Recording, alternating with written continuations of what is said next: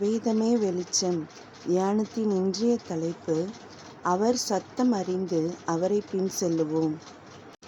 இன்றைய வேத வசனம் யோவான் 10ஆம் அதிகாரம் 4ஆம் வசனம்.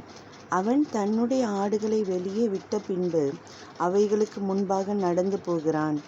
ஆடுகள் அவன் சத்தத்தை அறிந்திருக்கிறபடியினால் அவனுக்கு பின் செல்லுகிறது. ஜென்னா என்ற சிறு பெண் அன்று தான் சமையல் அறையில் கொட்டிய பாலுக்கு இடையே அமர்ந்து அழுது கொண்டிருந்தாள். எனக்கு என்ன செய்வதென்றே தெரியவில்லை என்று 10வது முறையாக தன் விம்மல்களுக்கு இடையே அழுதாள். அங்கிருக்கும் துணியால் அதை துடை என்று அவளுடைய தாயின் குரல் மீண்டும் ஒரு முறை கேட்டது. ஆனால் அதன் பிறகு எனக்கு என்ன செய்வதென்று தெரியவில்லை என்று ஜென்னா அழுதாள்.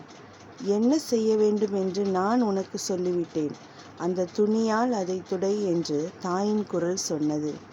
ஆனால் அதன் பிறகு என்ன செய்வதென்று எனக்கு தெரியவில்லை என்று மீண்டும் ஒரு முறை தேம்பி தேம்பி அழுதாள் ஜென்னா. அவளுடைய தாயோ, அன்பே, உனக்கு என்ன செய்ய வேண்டும் என்று நான் ஏற்கனவே சொல்லிவிட்டேன். மற்ற விபரங்களை எல்லாம் நீ இப்போது தெரிந்து கொள்ள வேண்டிய அவசியமில்லை. நான் உனக்கு படிப்படியாக வழிகாட்டுவேன். ஆனால் நான் ஏற்கனவே சொன்னதிலிருந்து முதலில் தொடங்கு என்று சொன்னார்கள். இதை போலவே நம் வாழ்வில் ஏற்படும் பிரச்சனைகளின் மத்தியில் நாமும் நமக்கு அடுத்தடுத்து என்ன சூழ்நிலைகள் ஏற்படுமோ என்று கலங்கி தவித்து கொண்டிருக்கிறோம்.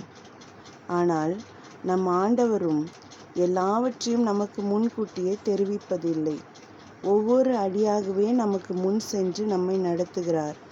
நாமும் கீழ்ப்படிந்து அவரை பின் செல்ல வேண்டும் என்றே எதிர்பார்க்கிறார்.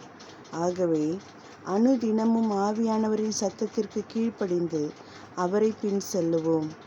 ஆமேன்.